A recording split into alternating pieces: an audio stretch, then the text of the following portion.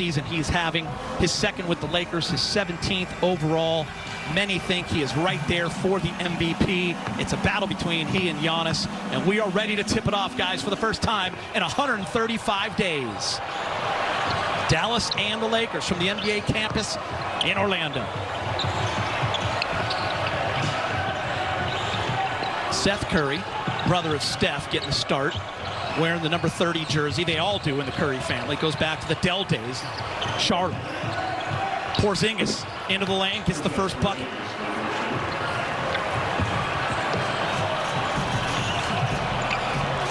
And your first look at the Lakers. Last time they played, March 10th at Staples Center. Danny Green in the corner.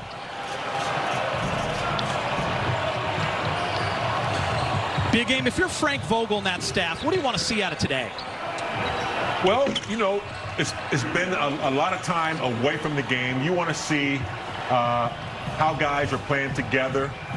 You know, less turnovers. You got to see if they're able to run offense properly, defense properly. You're looking to see just how quickly they can get in sync and do what the coaches have asked them to do. You're not looking for a whole lot of offense, not a whole lot of excitement. You're just looking to see if the team can connect and if they understand the principles that's been set out before them. Frank Vogel said you will see LeBron and AD in the first half, and you just got your first look at Anthony Davis. A little face-up, and he knocked down the jumper. There's Seth Curry, and he hits his second three in a row, and it's an 8-2 Dallas lead. Seth Curry averaging over 12 points a game for Dallas.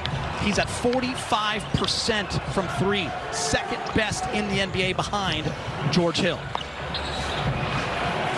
And AD, mismatch, mid-range, got it for 8-4. I don't know about you all, but I've kind of missed seeing that from AD, that little fadeaway. God, he's so good from 18 to 20 feet. Again, I told you, I didn't go out on a limb too far picking him as a take your shot, but he looks good so far. Also, what you said about him finally probably being 100% healthy, having some time off to achieve that. Yeah, James, remember like earlier in the season, he kept kind of touching his shoulder. He kind of tweaked it a little bit, stretched it a little bit. Kind of bothered him for quite a few weeks. But he says he is 100% right now. Dallas on fire from three early. Luka getting in on it. And you saw LeBron James, who leads the league in assists at 10.6 per game, drop one off for JaVale and scores 11-6. Doncic and Porzingis. Mark Cuban and the Dallas Mavericks building their future around those two. Pretty good twosome right there. It's not bad, Brez. Yeah, by the way, this game is 7 minutes left. It might seem a little more quickly, going a little more quickly than it really is. 10-minute quarters for only this first scrimmage game. And then they bump up to 12-minute quarters for the second and third scrimmages. Gotta love the start, Allie, from JaVale McGee. He, another one who said he felt good coming in. You know, many people were concerned about his asthma and being down in the bubble, and he said he has done everything up to this point to stay healthy, to stay in shape, and he looks like it out there. Guys, another thing I've been like watching closely, though we love hoops, there's good noise in there. You know, I was going to say the same thing. Kind of piped it in a little bit. Is that what we're experiencing, Gator? It sounds real. Yeah, they're piping it in, guys, and I'm sure you've been watching soccer overseas. They've been doing that as well as MLS, and it's, you know, the fans are kind of liking it. You've seen it with baseball as well, and I think that's what we're going to see, James. You know, different sports trying different things, trying to engage the fans. Yeah, you know, this is unprecedented territory, guys. When you're on the floor, I mean, you have so much to focus on that you really aren't looking into the crowd. Maybe if there's a free throw or something like that. So the sound should sound real and a little familiar to them, hopefully. I'll tell you, after 135 days, not much rust with these two teams. Remember, Dallas was the last game completed back on March 11th. They beat the Nuggets 113-97 as Luka lobs it up for Kristaps Porzingis, and he throws it down. And the foul when we come back. Porzingis will be 11 in the first. Both teams are 5 of 6 from the field, so not much rust there. I want to go back inside our Spectrum Sportsnet studios in the green room, bring in Lakers reporter Mike Trudell. And Mike, one of the big stories surrounding the Lakers was Avery Bradley not joining the team in Orlando. So much value he brought, especially on the defensive end. He was playing great offensively as well the last couple months of the season before the suspension. That means more minutes for a bunch of guys, but one of the guys is going to be KCP. That's right, Chris, and of course you've already seen him slotted into that starting lineup, and that is a place where he grew pretty comfortable earlier in the season. Remember that Bradley had the hairline fracture in November. He missed 18 games in which KCP started, came back for a couple. Kenny ended up starting a couple more in January. And Geeter, the biggest difference in those games, the offense. LA just rose up the chart there in terms of how they're playing on that end of the floor, ranking 4th in offensive efficiency. They dropped some defensively, as you see Green hitting the 3. And that's the place where Avery Bradley, you just can't replace that 94 feet of defense that he gives you.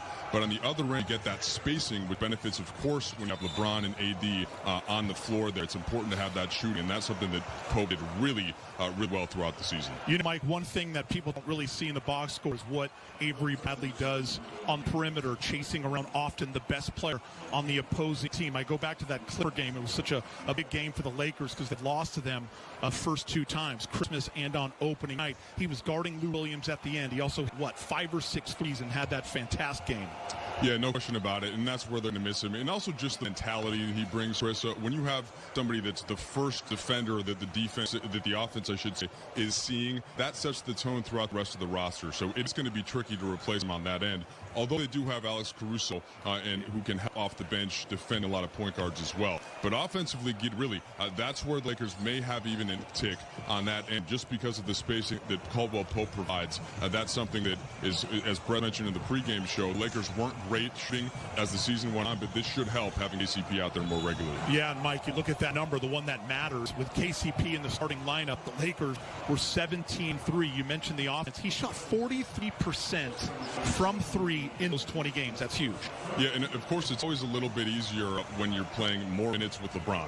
Like, if you're playing with LeBron, sure, AD on the floor with him as well, you're going to get plenty of open looks. And that's one thing, KCP, really good catch-and-shoot player this season, something that's going to benefit them as AD gets a little shorter. Yeah, AD wide open from the top. AD shooting very well from 3 in 2020, much better than he did 2019, as Seth Curry drops another 3-ball, his 3rd of the game. 4 for 5 from 3, the Mavericks. 9 points for Curry, 19-14 Dallas. Danny Green catch and shoot from the corner. He knocked it down. Very familiar spot for Dallas fan. They remember November 1st after that lovely screen by Dwight Howard. Maybe a hole. Danny Green hit 3 to send that game to overtime. That was one of the more fun games of the year, Ali.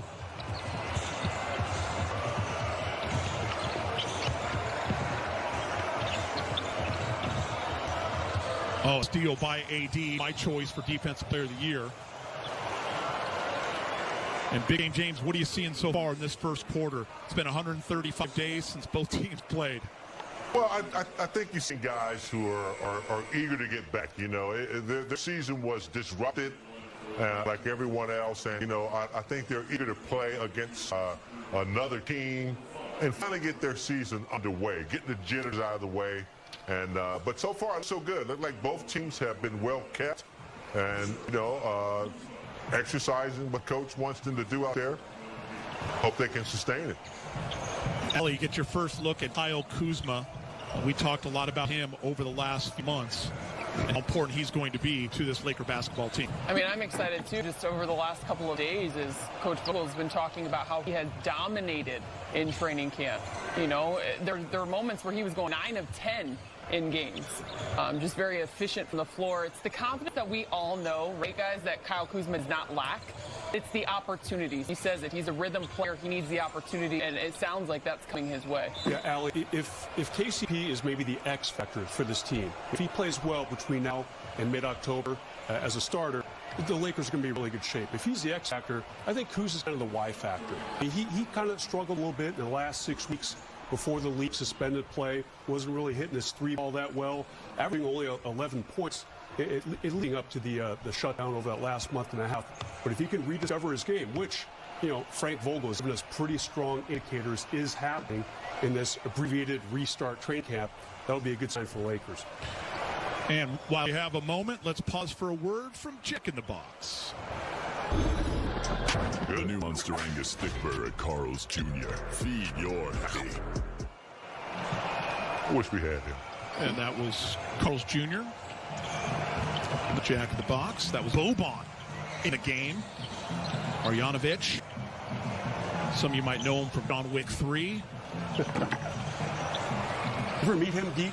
You know everyone. Do you know Boban? I've met Boban once. Boban, one of the great guys in the NBA, one of the most popular guys in the NBA, one of the nice guys you'll ever meet. Not surprised you just met him. Knows him. Probably had dinner drinks with him, too. I wouldn't go that far yet. I'll tell you what, he's pretty effective if you let him get in his sweet spot, which is in the paint, offensive rebounds. He looked like he's gotten himself in incredible shape. I haven't seen that type of definition in his upper body since he's been in the league. James, that last game that was played back on March 11th, that was completed, Nuggets versus Dallas, Boban went for 31 and 17. Porzingis did not play that game. He was resting his sore knee, so Boban absolutely can get it done. As KCP does a nice job getting in the lane and throwing it up for Anthony Davis. It doesn't look like, I know, Gear, you mentioned it right off the top, not a lot of rust, but it sure doesn't look like the Lakers skipped a beat. No, Dallas, well, I mean, Dallas, one of the best offenses in the league. We'll get into that in a moment as LeBron runs into Luka. There's KCP. Get into the lane, and he's gotten better at that this year. Driving, navigate, and making the right pass. That is not Doncic, actually. That's LeBron. Running into Maxi. Kleber.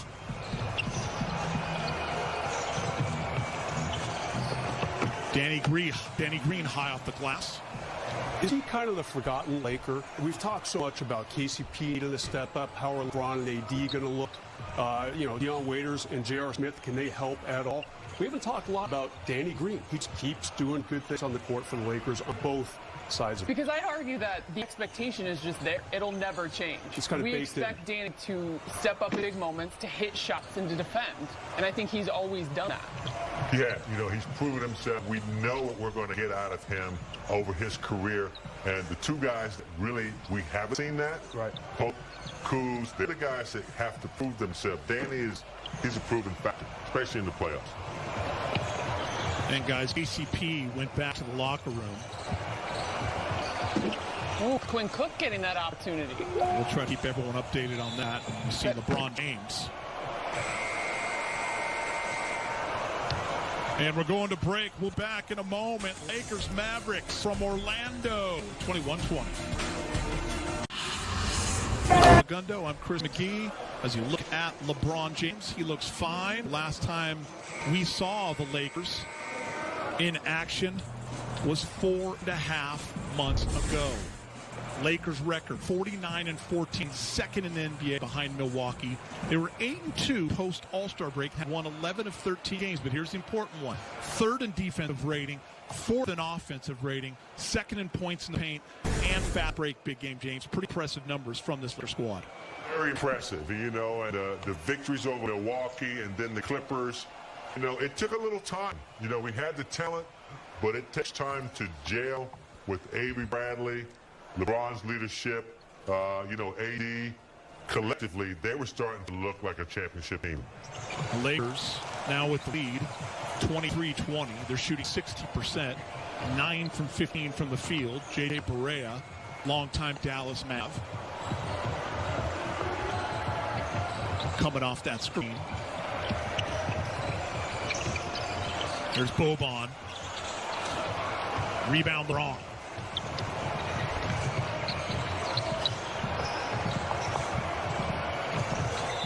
And AD goes up with the left. He's fouled by Boban. He'll go to the line. One thing, Allie, that's been so impressive about Anthony Davis is his ability to knock down free throws. He's the best free throw shooter on this Laker team.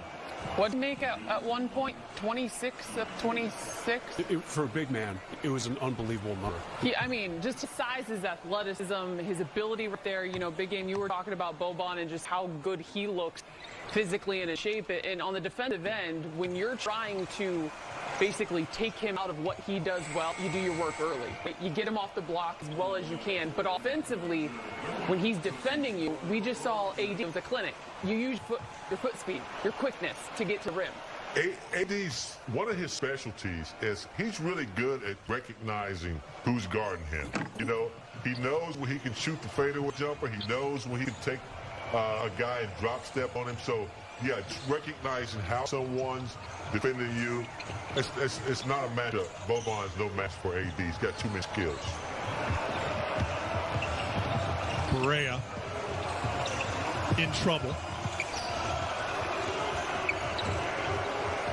Shot clock expired. He lets one fly. Jared Dudley, everyone's favorite teammate, will rebound. Dion Waiters.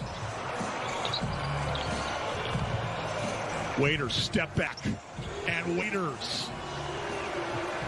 Eater, a walking bucket. Philly cheese is what they call it. Waiters, Philly cheese. Step back, got it. 9-0 run for the Lakers, 26-20. Here's Quinn Cook. He's in transition. Kuz in the short corner, drives, kicks it to Waiters. We call it ball movement. A little too unselfish. And Waiters misses. I want to bring in Mike Trudell and have a conversation about Kyle Kuzma.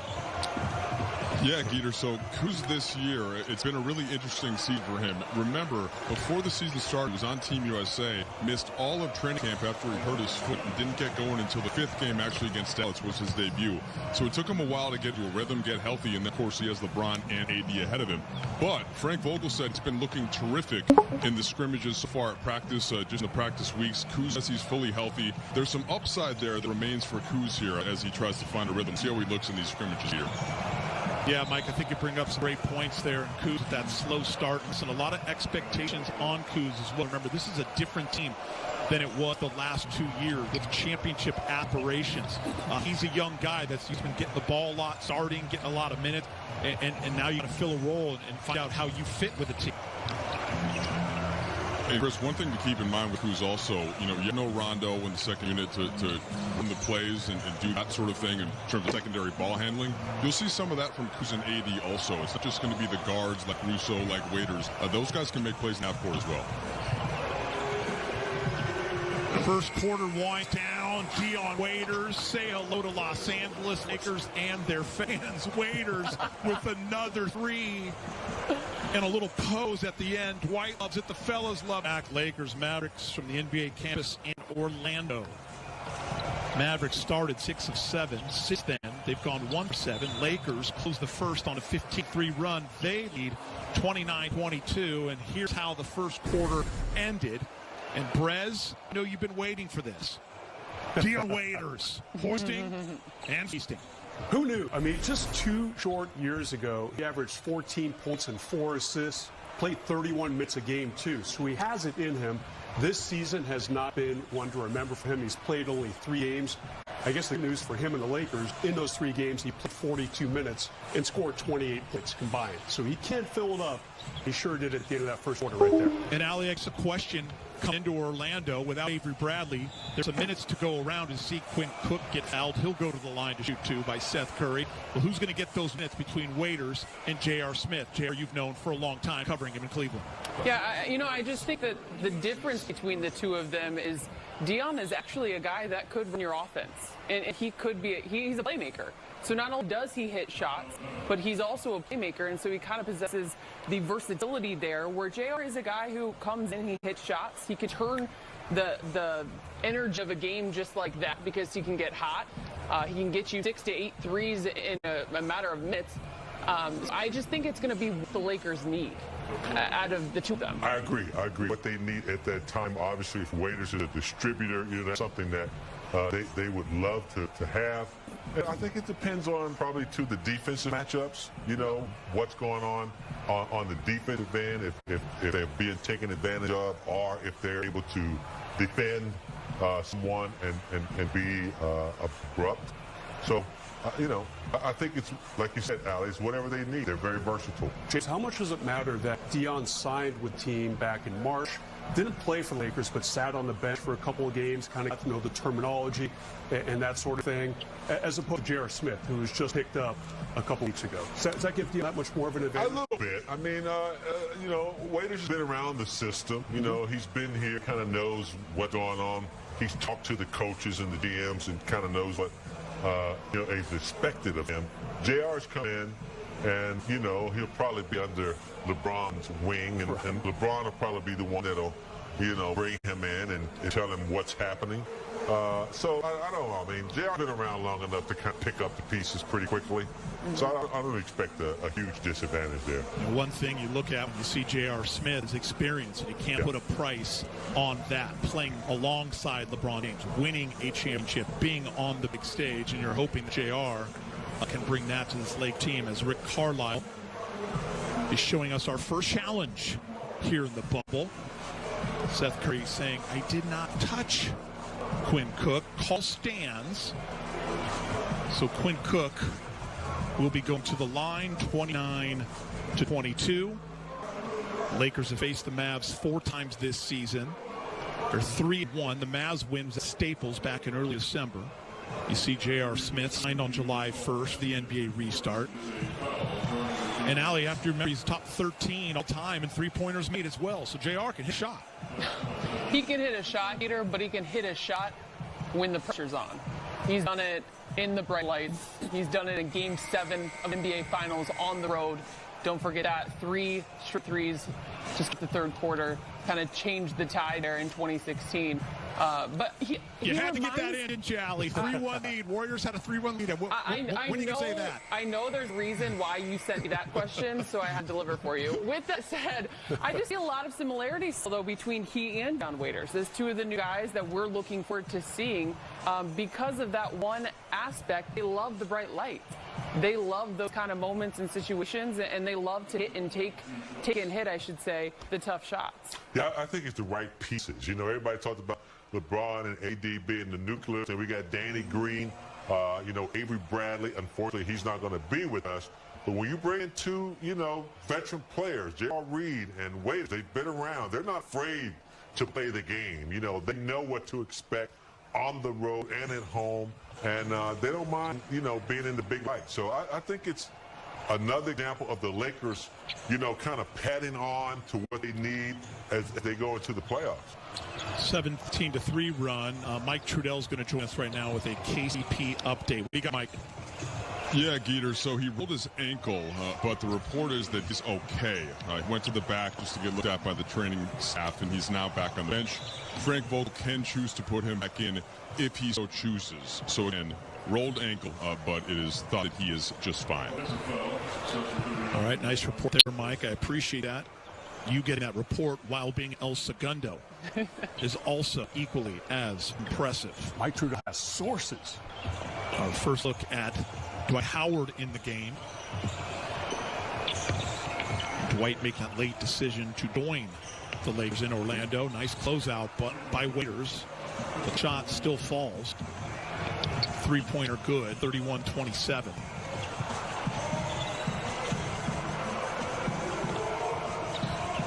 Kristaps Porzingis now with 8 points. Porzingis looks great. And Mike Trudell, this Dallas team on pace for the second best offensive rating in NBA history behind the 2018-19 Warriors, just currently ahead of the 86-87 Lakers. They have been so efficient, so impressive, and they're doing it while being 18th in pace. Yeah, just blistering are the Mavericks, Geeter, and that's going to be a tricky matchup for whoever they end up seeing in the first round. Right now, they are the 7th seed, so they do have a chance to move up a couple of spots depending on how things shake out, because it's pretty tight, it's pretty packed between kind of 3 through 7 there. So somebody's going to get this Dallas Mavericks squad in the first round and not be pleased. Now, it will very, very unlikely be the Lakers, who are basically a shoo-in to get the 1 seed, Chris. Even if the Clippers go 8-0, the Lakers only would have to win 3 games out of their 8 to secure that. So you have to think they feel pretty good about the lead they've built at this point. And Big Game, I want to bring you in. One of the big reasons why Dallas is back in the playoff hunt and making to look a big looking to make a big jump, is because of Luka Doncic. I mean, what he's been able to do in his second season, not just a Dallas fan favorite, but favorite among anybody who watches the NBA. So good, so crafty, light years ahead of most people at this time. Yeah, Luka is to Dallas what, LeBron is to the Lakers, or to what Kawhi is to the Clippers. He's their leader. And he's young, but he doesn't play like he's young. That international experience that he's picked up before he came to the States. This kid is he's on his way to being great, a triple threat guy, can do just about anything, and he looks like he does it in second gear. He's just a phenomenal, smart player. So yeah, you're absolutely right. Dallas is nice to have him, and definitely a reason that they're where they are, playoffs. Dwight Howard makes the first free throw. LeBron James back in the game. And I think back November 1st, that big game, Lakers won overtime, 119-110. And LeBron and Luka became the oldest, youngest triple-double in the same game with over 30 points and 15 assists. It was just an epic battle. LeBron went for 39, 16, and 12 rebounds. Luka went for 31, 15 assists, and 13 rebounds. It's the game Danny Green hit game-tying three at the buzzer. Luka, already a star. And now teamed up with Porzingis as he comes down and hammers one. And it's all tied up at 31. Doncic now has 11 points, 3 assists. And Frank Vogel wants to call a timeout after a 9-0 run. Peter, I argued Excuse me, hold on, Brett. Yeah, that scores 32-31.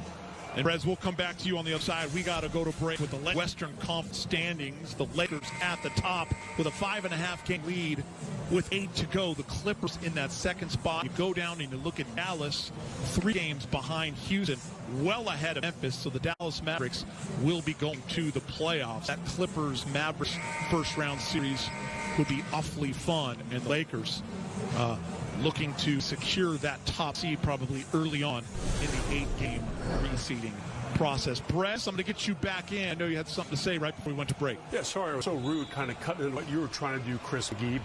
Never. I argued on one of our shows the other day that Luka Doncic might be the league's most improved player. There are some pretty good candidates out there.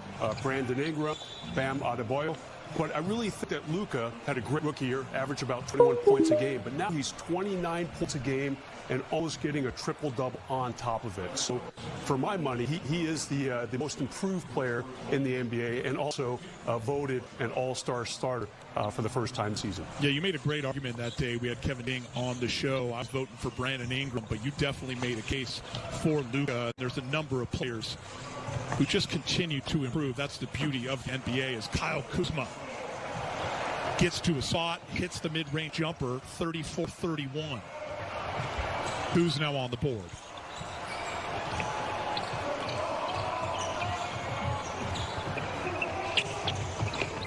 There's that pick and roll. Doncic the crossover. Kicks it out. Hardaway Jr. short.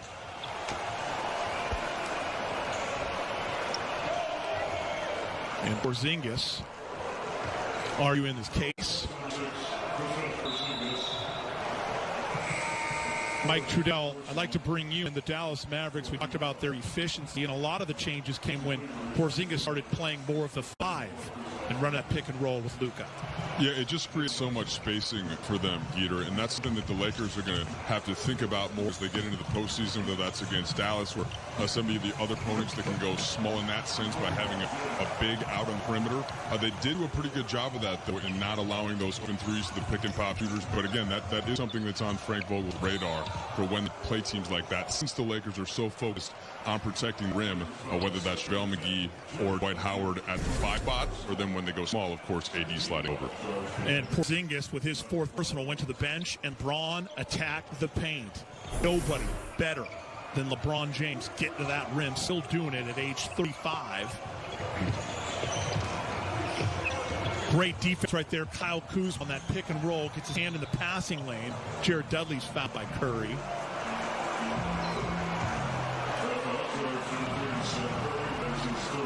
LeBron James' second made layups, 276 of them, behind Russell Westbrook of 302.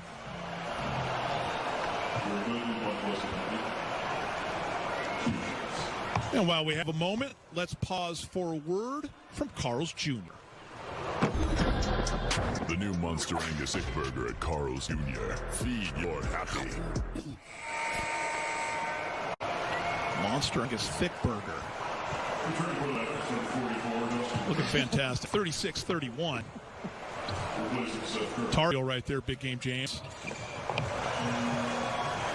Jackson. Yep. Justin Jackson. Always like giving a little Tar Heel love for the game. Yeah, got a couple Tar Heels out there, you know. Jackson, you know, has not yet found his way in the league. Up in Sacramento before to Dallas, I believe. He's supposed to be a sharp shooter. I don't think he's yet achieved that consistency yet. See what he does under Coach Carlisle. Big game. I want to talk about that last play defensively. That's what makes Dwight Howard so good. That's why he won the award 3 years in a row. He does such a great job of not fouling yet dictating where that shot's going to go and why it's long. Yeah, big men who don't leave their feet and don't go for pump fakes to just kind of wait for you to make your move is what Dwight Howard does very well. There's no secret why he's been a past defensive player of the year because he really has a good talent for, you know, blocking shots. And if not blocking the shot, he's definitely going to alter the shot to create poor shooting percentages. What a redemption story here in Los Angeles. Dwight Howard, after leaving 2012-13, after one season, put it for Houston, he made his way back after playing for a number of teams, and he has been outstanding. He's been a leader. He's been a great teammate. And he has been anchor of that second unit. He covered that team in 2012-13 for the LA Times. And Dwight, you know, so much was expected of him coming over to the Lakers. And he was supposed to be a dominant guy, help Kobe get another championship or two before he ended up retiring. And it just didn't happen. The fans fell out of favor with him pretty quickly. The truth is he had a sore shoulder for most, if not all that season. And his back was hurting him, and he was just kind of a beat-up guy at that point. Now, this season, such low expectations. It's fun to see he's kind of reclaimed a good spot with Laker fans before every game. Pre-COVID, anyway, he would go to the crowd and take selfies with fans and, you know, sign autographs and just have a really good time in his return, his second tour, if you will, with the Lakers. Boban misses a free throw. 39-32 Lakers, second quarter from Orlando. First scrimmage. White can't catch the lob.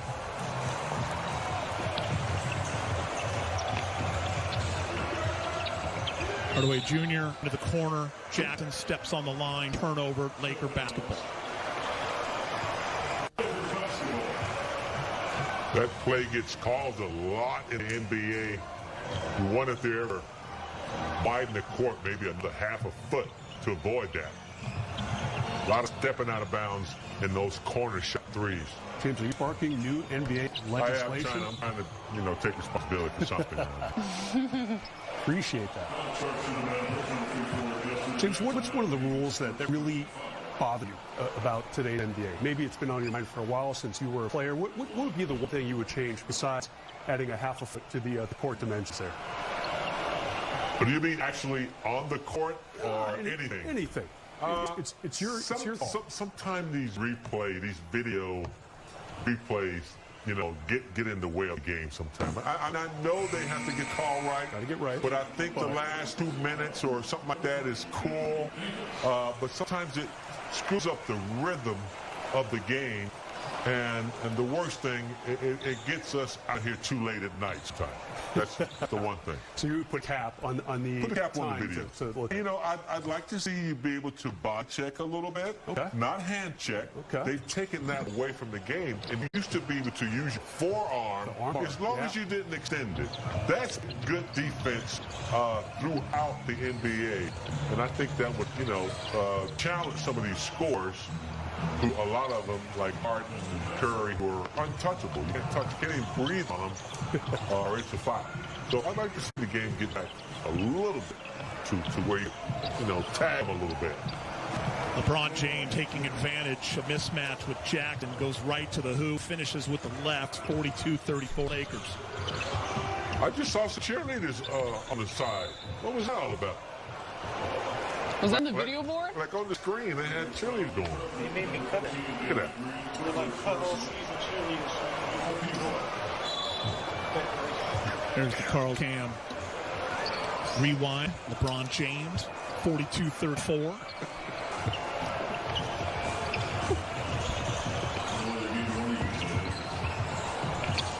Doncic. He's fouled out top.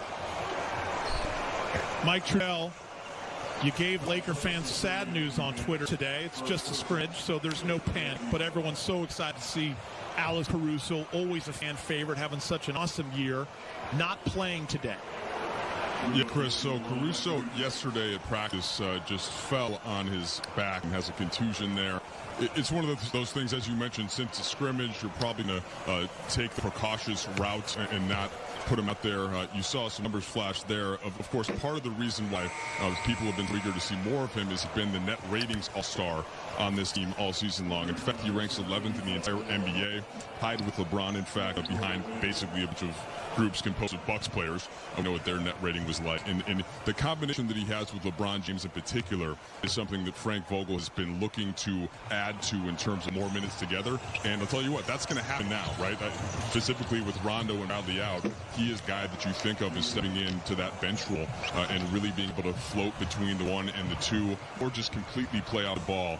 So once that back feels a little better, do expect to see plenty of ace fresh moving forward as the Lakers go into the season games. Yeah, Doncic with a little fake pass and gets in the lane, gets a bucket. Mike, just to piggyback off of that, Alex Caruso, that's the thing. You wrote an article about the eye test and advanced stats, gold. I mean, that's one thing about Alex Caruso. Sometimes you look at the box score and you don't see much, but you look at the plus minus and he's plus 17. The guy's just a winner. And the Lakers recognized that a couple of years ago. Yeah, I mean, you see it right there, right? Just the 17 minutes and the points and the field goal percentage. None of that stuff is going to pop off of the screen. But if you watch every Laker game, you just notice that they tend to play better when he's on the floor. And that's why, even though Frank Vogel has a lot of options, you've seen Caruso close in a lot of lineups. Specifically, when AD goes to 5, Vogel has brought in Caruso to play next to either KCP or Dan Green. And then, of course, LeBron there running things in the point guard position. So it's something Frank Vogel has recognized Caruso's value. And you just have to see now if he can expand his game even further now that they're going to need a bit more of a secondary ball handling. KCP, Mike had mentioned earlier, a rolled ankle. He's fine. He's in the game. Loses the jump ball. Doncic, screen from Boban. Braun doing a nice job. Oh, nice give and go, but it's intercepted. Lakers doing a nice job of getting their hands in the passing lane. Dwight Howard, up top, bang. Timeout, Dallas, 44-36. 36. LeBron James with another bucket. Season he's having his second with the Lakers, his 17th overall in the second quarter. Big game, James. And, you know, Michael Jordan, Magic Bird, you know, Kobe was definitely. And LeBron, it doesn't matter that they're in the bubble or that the season has been disrupted. I'm looking at his face right now. It looks like he has Game 7 attitude right now. I mean, physically, the way he's playing, the way he's getting up and down the floor, relentless, going through the hole with authority. Look at that. Who gives out those type of instructions in a bubble scrimmage game? The guy's amazing. You know, the last time we saw that? Dennis Rodman teaching us the art of rebounding in that docuseries. Yeah. Pointing. I mean, that's locked in focus. Most of those offensive rebounds he got on me. Great reference, Ali. The Last Dance, Dennis Rodman, absolutely phenomenal. Lakers are shooting over 65%, 16-24. And you're right, guys, LeBron James is dialed in, and so are the Lakers. 48-36. Jackson gets knocked away. Boban is there, and Boban delivers off the glass. Kuz, Danny Green, KCP, AD, and LeBron. Backdoor cut Along the baseline, what a pass from LeBron James to Kyle Kuzma in the dunk, 50-38. We saw that so much last year, Kuz's first year with LeBron. That eye contact, that ability for LeBron to just see anyone at any time. Jackson up in. 10-point lead for the Lakers.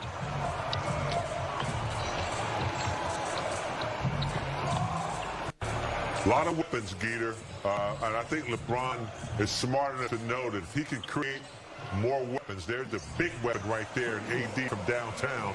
But Kuz, Waiters, JR, Pope, anybody that can facilitate and make something happen, LeBron's going to be looking for that type of versatility. Anthony Davis, Brez, in 2020 was shooting over 40% three. In 2019 was just 28%.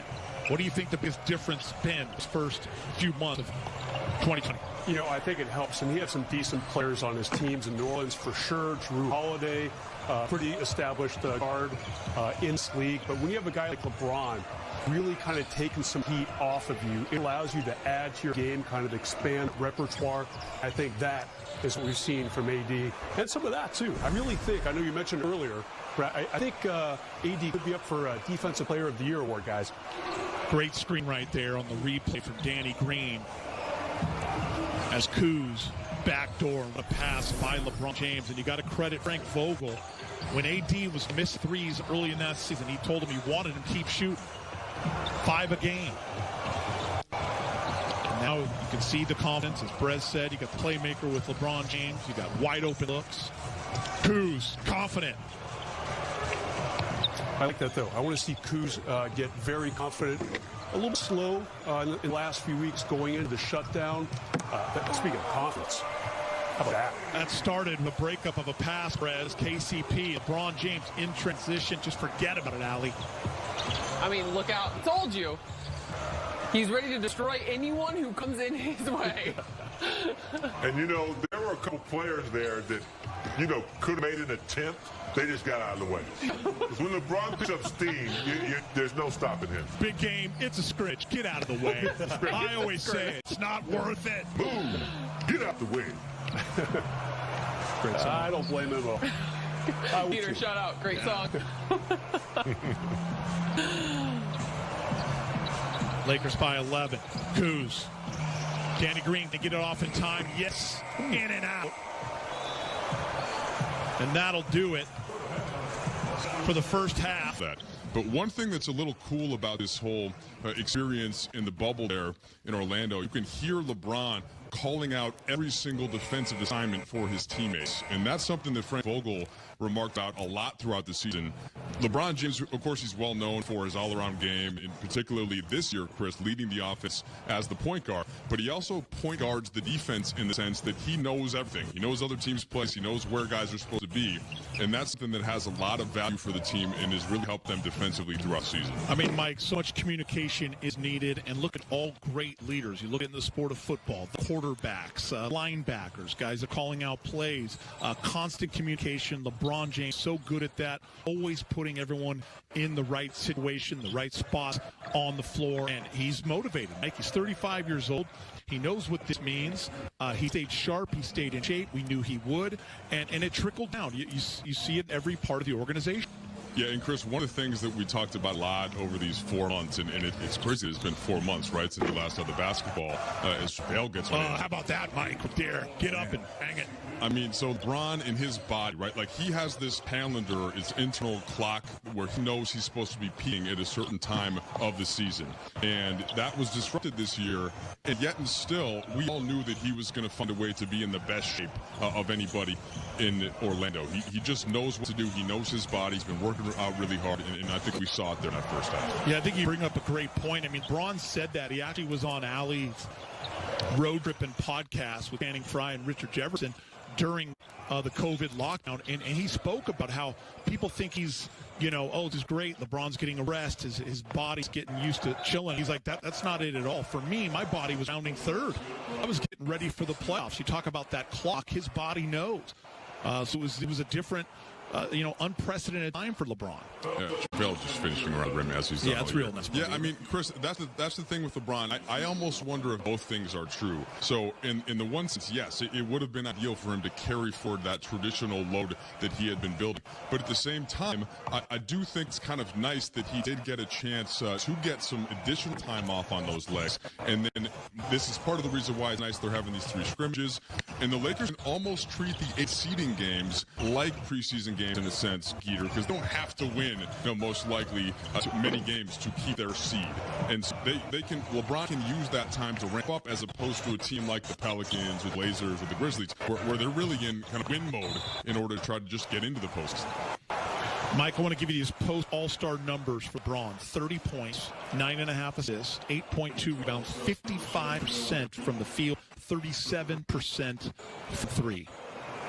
Yeah, he was ramped up, and I think this is the thing, Chris, that we didn't get to see last year, that if you watch LeBron at his previous stops, that was so commonplace. He always built towards that postseason. That was when he played his best basketball. 8 straight trips to the finals. Well, last year, the Lakers were in the 4th spot. Around Christmas, that's when he goes down with the groin injury, and then Lonzo gets hurt, Ingram gets hurt, and the whole thing sort of fell apart from there. So Laker fans never got to see LeBron have that ramp up towards the postseason. That's what we were seeing in the games that you mentioned, Chris, after the All-Star break, and it's going to be interesting to see how he uses this next month before I think August 17th is the date that the first round is going to start. Quinn Cook taking over those point guard responsibilities. There's Kuz. Kuz off the pick and roll, slip screen, Jared Dudley. And he hits the rim, 59-50 here in the third quarter. Chris McGee, Mike Dell's with me right now. Also James Worthy, Allie Clifton, and Mike Bresnan back in the studio. And Mike, Kyle Kuzma will always be a conversation for Laker fans. He's that one holdover from the young Lakers core. And I'm talking back all the way to Julius Randle, D'Angelo Russell, and you go to Brandon Ingram, Lonzo Ball, Larry Nance, Jordan Clarkson. Kuz is the one guy still here, and people so badly want him to be that number 3 guy. Kuz has had to learn on that quick pass to JaVale McGee how to fit with this team and championship aspirations as the number 1 goal. He's done that. Yeah, I think the Kuzma discussion to me is a little bit less complicated, I think, than sometimes it's gotten. Like, the biggest thing is that his minutes went way down because he has 2 All-NBA forwards on his team, right? So his production, of course, was going to drop as well. His rhythm was going to drop as well, and he's trying to focus on, as Jared Dudley's told us, Chris, multiple times, his defense, his passing, trying to be in the right spots. And that he has got better. In fact, his defensive rating has gotten considerably better from where it was last year. It was around, so, like, that's been important. And we're going to break 2:52. I'm being joined right now by Mike Dell. And Mike, as we saw during the suspension of the NBA, a lot going on in our world and especially in our country. You see Black Lives Matter, the message on both sides of the NBA court. And recently, Frank Vogel talked to you a little bit about what the Lakers were doing about social justice by bringing in Dr. Brown. Yeah, that's right, Chris. Dr. Karita Brown, a terrific professor at UCLA. She was hired as the team's director of racial equity and action back in June. And this was coinciding with the franchise celebrating Juneteenth. And, look, Dr. Brown's goal really is to help educate the Lakers further in the organization's push towards what they would call progress on racial and social issues, Chris. And it's been something that's, they wanted to make sure they were taking a leadership role in this and not just being a passive participant in all of this. Tim Harris, the president of the Lakers, and Jeannie Buss, of course, the owner, were really driving this and wanted to find a way to make sure that employees had a chance to further their cultural knowledge. And there have already been weekly calls every Wednesday. Dr. Brown joins the entire staff on a Zoom call. She's had some terrific guest speakers from around the country, a lot of professors and educators and journalists. So it's really been eye-opening, and I think that it's something that's been very important for the Lakers to not just the players, staff, and really everybody, Chris, to try to really embrace what's been going on in this movement across country. Yeah, we appreciate that information, Mike. Great stuff as Quinn Cook hits a layup and the Mavs come right back and scores 65-58. I want to get your thoughts, game, James. You and I have talked on the phone over these past few months about all kinds of issues and social injustices, and I've talked to you and reached out to you, and we talked about talking to our kids and what that means, and you mentioned this in the pregame show, educating our youth. So Big Game, go ahead and jump in there.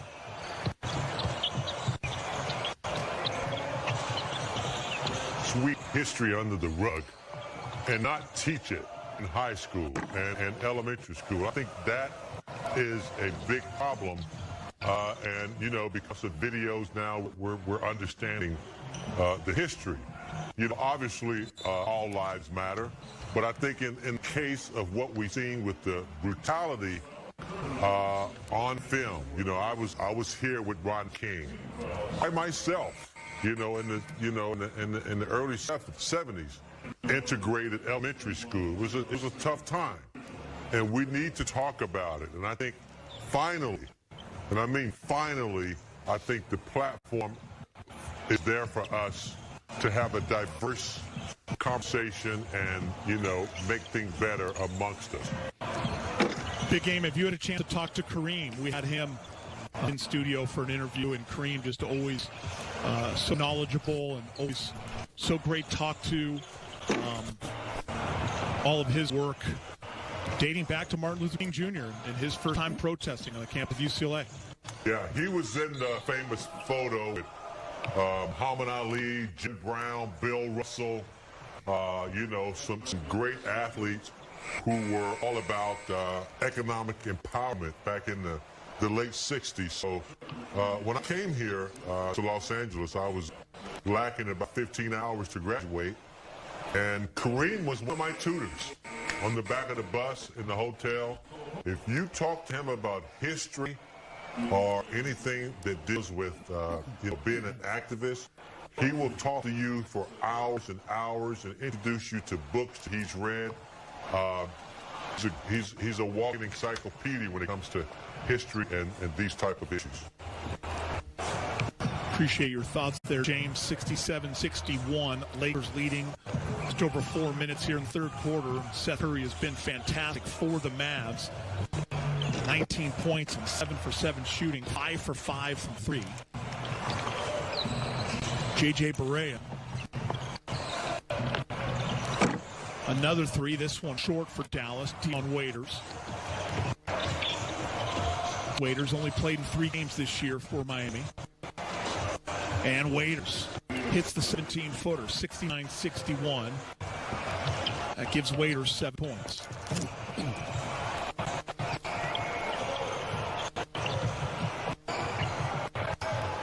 Three ball in the corner is good.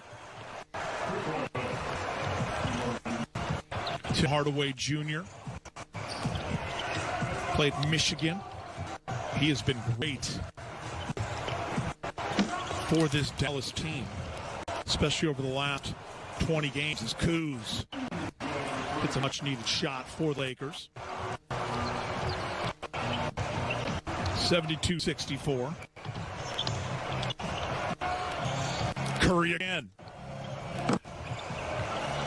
Seth Curry shooting like Steph Curry, 6 for 6 from 3. He is second in the NBA in three-point percentage at over 45%. He is fantastic today. 6-7-72. Dallas right back in it, trailing by 5. Yeah, easy to get those two brothers confused today, isn't it? You know, Seth has had a really remarkable, kind of under-the-radar season for the Mavs, and no doubt about it. You know, Porzingis, Luka Doncic are the reason why the Mavs are in the 7th seed right now. But you have to have some good support, too. And Curry and Boban are two of those guys who have really stepped up right now. See Kyle Kuzma hitting that shot. On the replay, Mike Riddell and I were talking about Kuz, and Mike brought up a great point that I feel I'm always speaking to when I speak to Laker fans about Kuz as a starter. Waiters 3 off the mark. Uptick in minutes. When he plays the minutes, gets the shots, you see the numbers go up. Yeah, Geeter, last season he had 39 points in a game in Philadelphia. He had 41 points against Detroit. He was the Rising Stars MVP. He's got some skills. Let's not forget. We're going to break. For playoffs, Dion Waiters for the first time in a Laker uniform. Lakers leading 72-70. Dion Waiters with 9 in the Dallas Mavericks. Red hot shooting. Seth Curry, 6 for 6 from 3. 3 of those here in the third. Mass, 10 for 23 overall from deep. Hardaway Jr. last 10 games before the break averaged 20 points per game. Came over in that Kristaps Porzingis raid from New York. J.R. Smith dumps it back to White. He fumbles it. Boban blocks it. Jump ball called. So, Allie, we get our first look at J.R. Swish. I mean, they don't name him Swish for nothing, right? There's reasons. Get ready for some long 3 balls from J.R. Smith. But the other thing we have to remember with him, again, he has played in an NBA game since November of 2018. That's going to make a big difference. Yep. Because no matter how much he's kept himself in shape, not being, even in practices, can stymie your game. So his experience will bring forth a little quicker, I think. And to that point, James, we talked to him one-on-one the other day, and he's in physically great shape, came in, prepared mentally. He says he's ready to go. He's locked in, couldn't be happier. But he did say when it comes to getting down the terminology on the defensive end of the floor and understanding the schemes, it was going to take him some time. And I think these scrimmage games are awesome, an awesome opportunity for him to kind of develop that. Probably more beneficial to someone like him than anybody who's been out of the game, as you said, Allie, since 2018. There's a lot of defensive principles that change in a season he's been away from. So just being out of practice habit is enough to, have to catch up. 612 days since last NBA game. I did that math earlier, not right now. And Maxi Kleber ties it up at 72, and you're looking at Taylor Horton Tucker, THT, 46th overall pick in the 2019 draft. His first shot off the mark, but it's nice to see him in the game for the Lakers. Frank Vogel had some nice words about THT when he was talking to him last week, saying he looks good. Like he has really done well in these practice situations in the bubble so far. Yeah, THT playing for the South Bay Lakers. They do such a great job developing Laker talent, as we've seen over the last few years. Alex Caruso, center on that list. Joey Buss, Kobe Carl, everyone involved. THT just played in 2 games for the Lakers, 5 minutes overall, still looking for his first points. But for South Bay, he was averaging over 18 points, over 6 rebounds, 4 assists. Al mentioned Dion Waiters may picking up some ball handling responsibilities. You see him kicking out to JR. Twist. Almost big game. THT not afraid. Kuz, offensive rebound. Lakers did by 1. I feel like Kuz, right before the All-Star break, really started to improve his rebounding. I feel like he was thinking, okay, not getting as much attention or as many opportunities on offense, I should say. And he really tried to do other things, played some D, and really pushed up his offensive rebounding numbers. Boban, Marjanovic. Brez, another thing with Kuz is, talent without principles and theory doesn't last long in this league. I mean, you can play, but I think he finally, submitted to learning the principles of the game. Like you said, getting offensive rebounds, finding other ways to be great, because we know what he can do offensively. Had a nice pass by THT, but Dwight unable to convert the dunk. End of the third quarter, the Mavs on a 27-13 run. They lead, ended that third quarter on a 27-13 run. They lead the Lakers by 3. No AD and LeBron here in the second half. I want to bring in Mike Jell. One thing the Lakers will be looking for, ball handling responsibilities, running that second unit without Rajon Rondo. What are your thoughts, Mike? Yeah, Chris, so we know that it was 6 to 8 weeks was the time frame that we had originally when Rondo got hurt and had the surgery shortly thereafter. We know that he's not there in Orlando, so it's probably closer come this weekend to about 4 to 6 weeks. and Frank Vogel did expect that if the Lakers were playing at that point too, that he would get him back into the lineup. But yeah, secondary ball handling, that is the thing that Rondo did the most of. You see Deion Waiters there creating a play for Dwight Howard. That is one thing that Frank Vogel is excited about the prospect of seeing, because Deion can take players off the dribble. He can get into the paint again, as you just saw. So that's one option. You also have Quinn Cook, who just had a shot at him on the bench. And then Caruso has done some of the playmaking there with the second unit.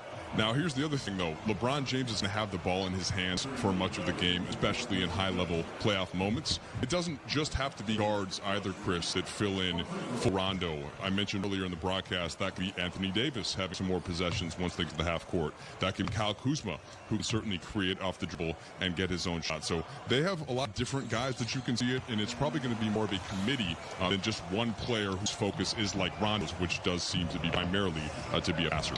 Mike, I think bring up a great point. When people ask me who's going to be backup point guard, I say, well, in the playoffs, you got to remember LeBron's have that ball for about 38, 39 minutes a game.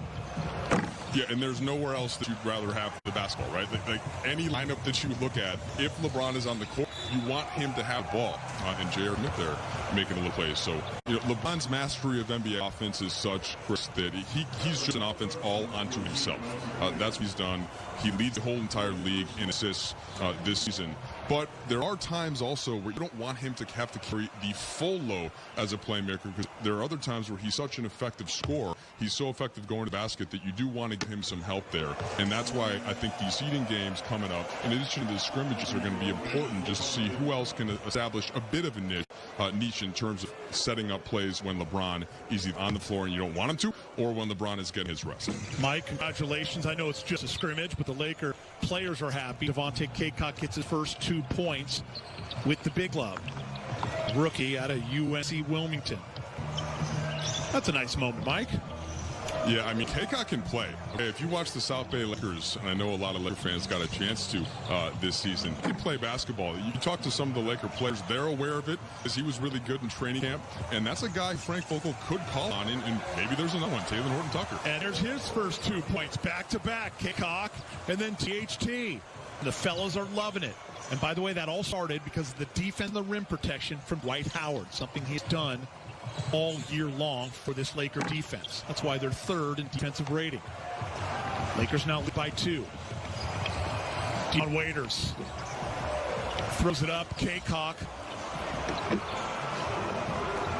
Look at JaVale McGee going nuts in the background. That's what I love about this Laker team, how much they pull for each other. Mavericks fire a 3, miss. Boban. And Boban's teammates love it. Boban. His 11th rebound to the point. 4 for 6 from the field. 81-81. Waiters. There's Dwight in the post.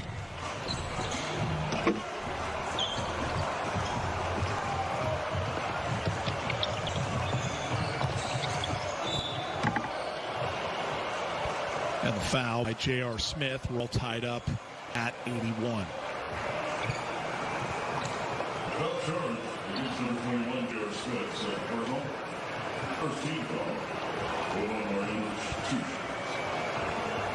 Lakers will play Saturday morning, 9 a.m.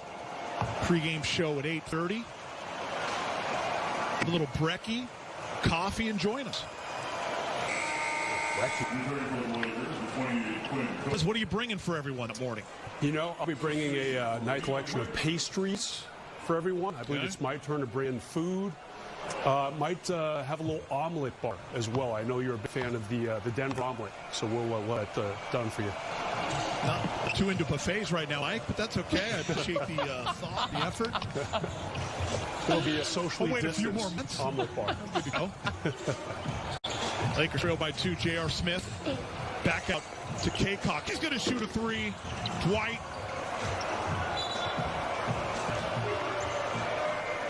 Maxi Kleber deflects it off Dwight's leg, so Dallas ball. And James, you got to think from this point on, Coach Carlisle and Coach Vogel just want to stay healthy and get some guys run and get out of there. Yeah, I think that's pretty much it. Boban! No Sorry, injuries. James, I got excited. Boban! I did too. He's an exciting player in great shape. Yeah, I think, first scrimmage, you're not looking for too much. Just guys getting familiar with each other, get them down the court, get in shape.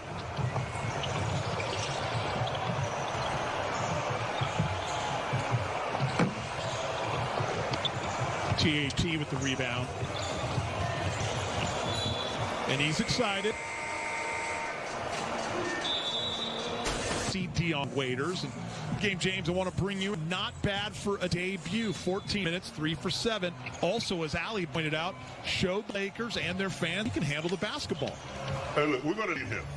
Here's a guy who's a proven shot maker, not afraid to take the big shots. There are going to be times that we're going to need that creativity.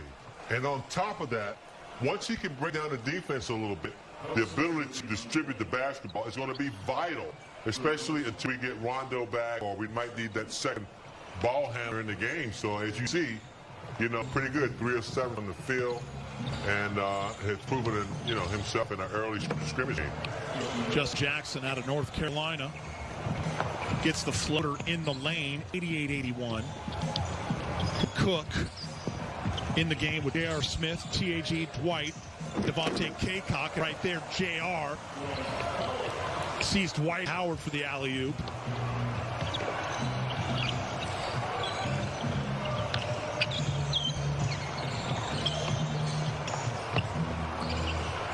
Maxi Kleba. You can hit that. Good run three. He can block some shots, hit some threes. Another part of Dallas is a young, bright future. Yeah, Dallas Mavericks definitely building for the future as we see this alley-oop one more time. Great recognition and the role in the setup by Dwight. Peter, we talked earlier about kind of Dwight's season redemption. We talked about him off the court, how he's been really friendly with fans pre-COVID, really wanted to kind of reach out and almost like a my bad, let's have a redo of 2012-13. But on the court, he's been great for guys. Very good offensive rebounder and scorer, too. We're going to break. 5:50 left in the game. LeBron James, 12 points, 4 of 6, 5 assists. 15 minutes of action for Vogel telling the media before the game, you will only see LeBron AD in the first half. If you're a Laker fan, part of this Laker organization, you have to be real happy with what you saw from this Laker team in the first half. Shooting over 65% from the field. Defend. Lakers down 91-83. HT on the floor. Antetokounmpo on the floor. He gets his rebound, and he's fouled. Back to LeBron for a minute. I really like what he's done with his game this season. He's a few months away from turning 36. I think we all are aware of that. I like how he's added the passing element. He's always been a really good passer, don't get me wrong. But of the many things he's done in his NBA career, he has never led the league in assists.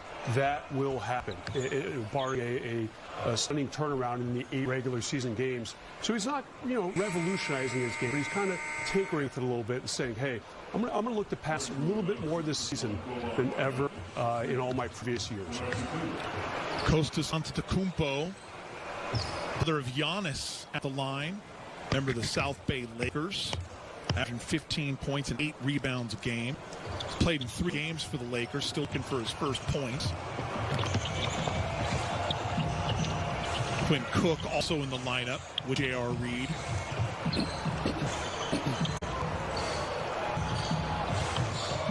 Just Jackson. Good defense by Kaycock. He was the CAA Conference Defensive Player of the Year when he was in college. THT to the rack. Lay it up and in.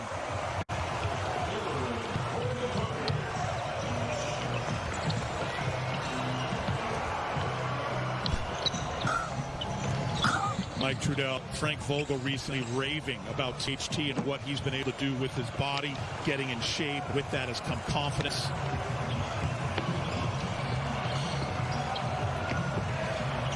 THT again. The time just misses. The up and under with the left. And Mavericks took advantage on a leak out, 93-85. Say, that crowd is really good. You're enjoying it, aren't you, James? Yeah, you listen to the game, you hear the sneakers squeaking, and it sounds like it's 20,000 people in there. Pretty cool.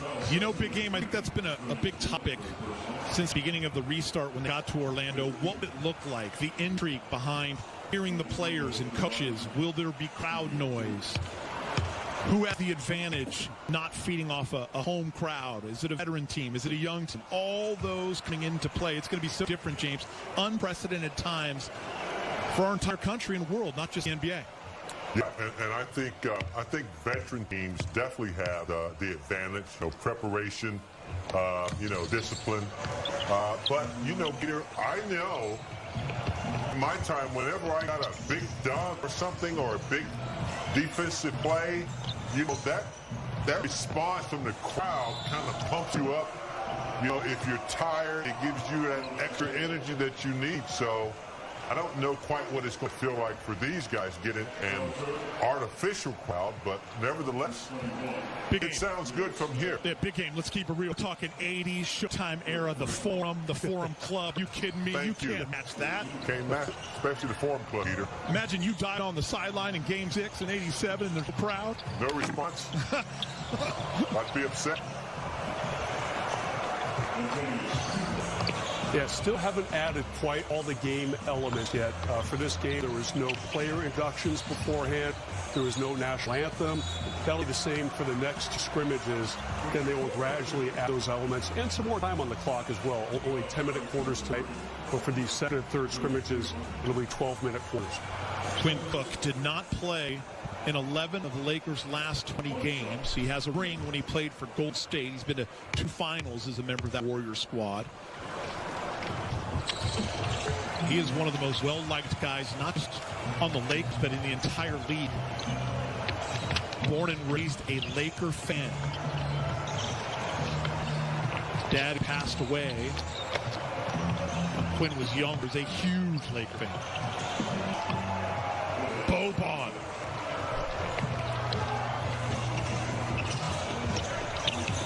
Somewhere, Tobias Harris is looking and smiling.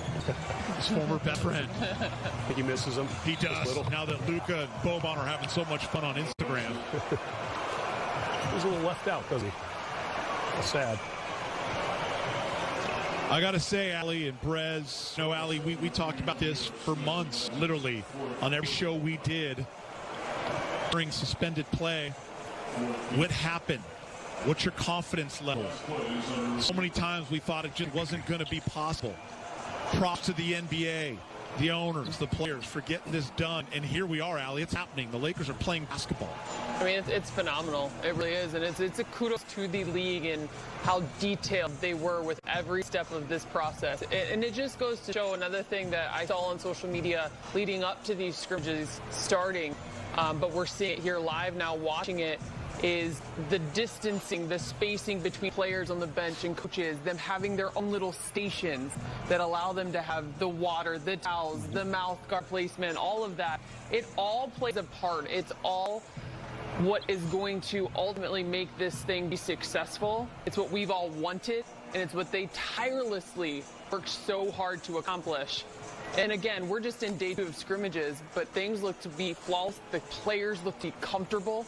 And it's all you could have expected and asked for. Medically speaking, I would add to that, a few weeks ago when the players were tested individually in their hometowns, it was about a 6-7% positivity rate for COVID. Then they brought everyone into the bubble. Right away, it was down to half of 1%.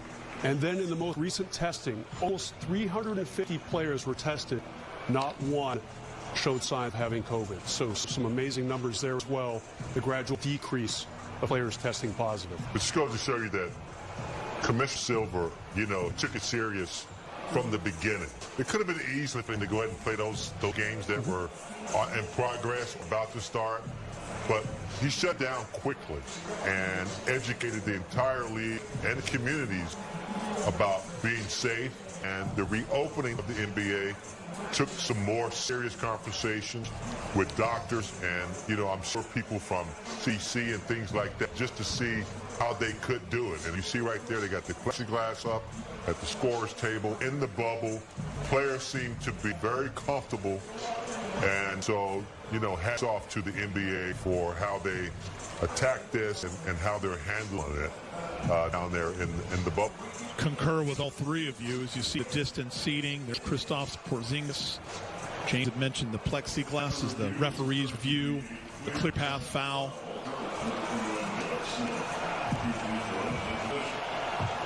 So the Mavericks will shoot free throws and retain possession. Lakers next scrimmage, July 25th, Saturday morning, 9 a.m. We'll have the pregame show for you at 8:30. Coming up after this, if you missed anything, Allie, Brez, big game, doing the post game, show you highlights, break it all down for you. How did LeBron and AD look? Everything that's ahead of you. 3 minutes and 35 seconds. Boban having himself a game with 17. Look at THT. Great shot fake, unable to convert it. Such valuable minutes and opportunities for the South Bay Lakers. THT, Antetokounmpo, Haycock. It's great to see these guys at the big club. JR, and one. And his teammates happy because JR hasn't scored since when, Allie? Brez, anybody? When's the last time you played? 2018. 612 days since his last NBA game. Dwight loves it.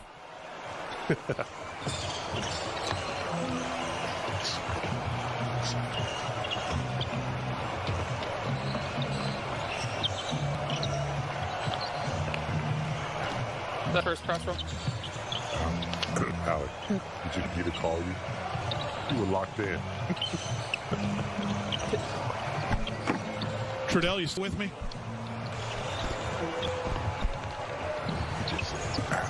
Trudell's busy.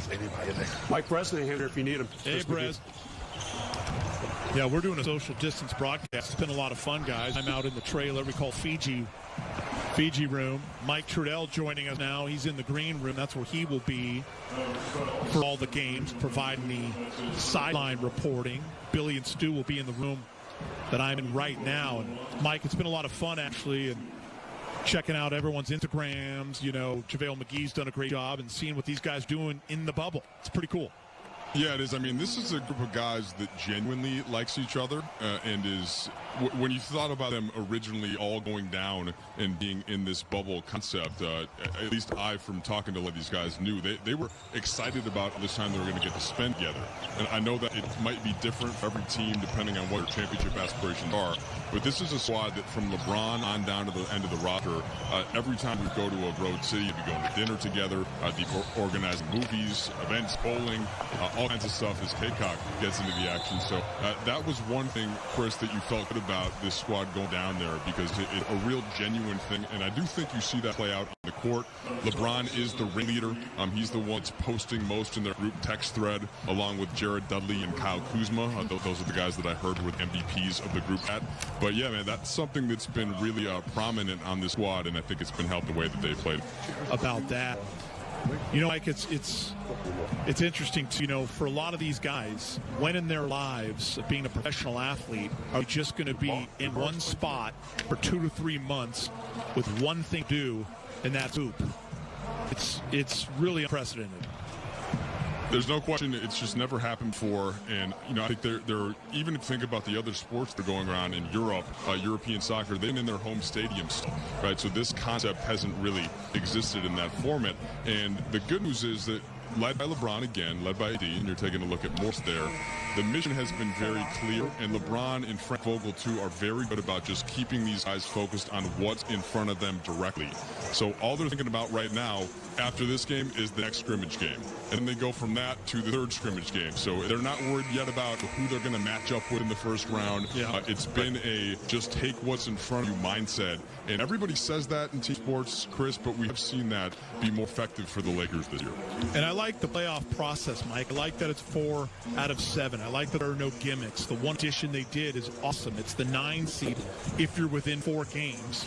Being down 1-0, having a chance to win 2 in a row to grab that 8th seed. I think that's going to add some excitement, some intrigue. We've never seen it before, especially if you're a Laker fan. You hang on to that 1 seed, 5.5 game lead with 8 to go. You're most likely to play that 8, and who's it going to be? Right now, it looks like Memphis, but hey, how about Portland getting healthy, looking awful good? New Orleans at full strength. Sacramento. Could be any of those teams. Could be a lot of fun. Yeah, you're right, and you honestly won't know, right, until it gets onto it, and that gives some Laker fans and every NBA fans out there a chance to focus on some of those games that are coming, especially towards the end of these seeding action, because you're not going to know who you're going to play if you're Lakers, and that just leads back to that whole mindset of preparing what you can control yourself. And once it becomes evident, though, Chris, if those teams who have to play the playoff games, they'll be the 2 days before first round of the playoffs. So that's one little advantage that first round team, first seed, I should say, would have over somebody potentially playing in to get that game. 103-95. Dallas leading with 1 minute and 47 seconds left. Reminding everybody that you will see the rest of the scrimmages right here on Spectrum Sportsnet. Is 9 a.m. on Saturday, noon on Monday, and then the real thing starts July 30th, next Thursday, week from today. Lakers, Clippers. Many believe, I was one of them back in March, the Clippers and Lakers were on a crash course to play each other, Mike, in the Western Conference Finals. Everyone thought Bucks, Lakers, Clippers, the 3 teams with a legit chance to win. The crazy thing about this, no one knows now. It's 4.5 months later. Team could get hot. Yeah, there's no question about that, Chris. And I think that it probably opens the field a bit more. You're looking at the Western Conference there. We'll see what Houston's able to put together, right, with that unique style that they're going to play, going small, not really playing center. Is that something that could catch a team in round 2, say? Is that something that they're going to wear down as they had started to in the regular season? We don't know. But again, the Lakers, all they can really focus on right now is staying healthy. And that's what Frank Vogel's and the staff and Rob Pelinka and everybody wanted to make sure they had all of their medical people on site. And that's the benefit that they have when you see that 5.5 game lead. That's the biggest thing, Chris, because one injury, and you knock on wood for every team, one injury could make such a big difference as it gets down to the bubble after things advance. Yeah, I look at Western Conference as they review who the ball went out of bounds on, and you see the Clippers in that bench with Lou Williams and Montrezl Harrell, Paul George, Kawhi Leonard, part of that starting unit, their first year together, what they've been able to do. Denver, getting to a Game 7 in the second round last year. Jokic, Jamal Murray, Houston, as you mentioned, Westbrook and Harden, how dangerous they could be in this setting in a 7-game series. Oklahoma City, one of the hottest teams over the last few months in the league. A team like Portland making it to the Western Conference Finals. No one's even talking about them right now. They got Zach Collins and Nurkic back. And they got a guy named Dame Time. Round the back, JR. Antetokounmpo with his bucket. And the Lakers climbed to within 6. Kostas has 5 points. Block called on Kostas. So the South Bay Lakers plus JR and Quinn Cook battling. Trying to get back in this.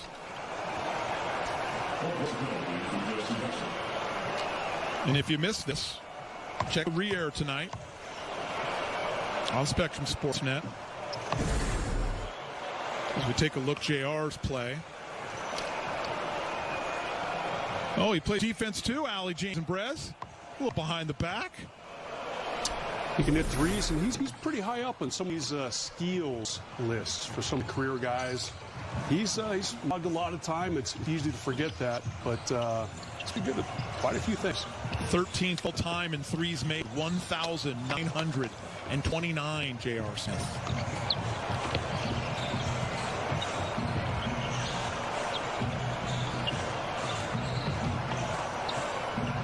And just like October, guys, when it's the preseason, I'm already ready for the real thing. Well, Giddy, this will be our first time in the playoffs in some time. So, oh, man. Big game, James. 8 years together. Yeah. I have a special drink for you. I bet you do. We tip off the first playoff game. I bet you do. Yes, sir. And let me just say this, James. I'm all in.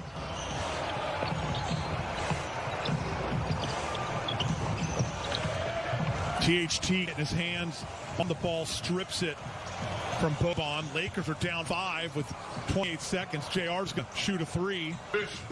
And he makes it, and the Lakers are down just 2. Who says it's only a scrimmage and you don't care? Lakers foul. They're going to send right to the line.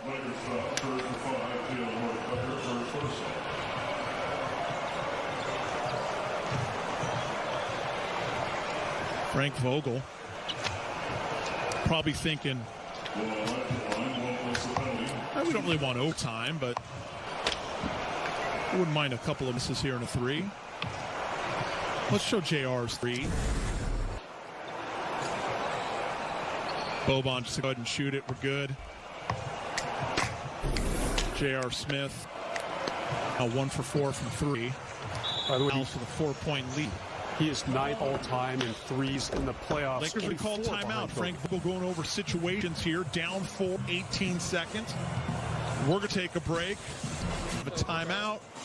J.R. Smith to Quinn Cook. Reminder, stick around if you're watching Spectrum Sportsnet right now. Post-game show coming next. So hear from the Lakers and Vogel. Ali, Brett, big game. Quinn Cook. Down 2, 5 seconds. And that's going to do it for the first scrimmage for the Lakers here on the NBA campus in Orlando. And Dallas will win 108-106. No, maybe that didn't count. 108-104. Everyone's walking out of there healthy. That's a good sign. Anthony Davis, 12 points in 15 minutes. Danny Green saying hello. Boban with a great game for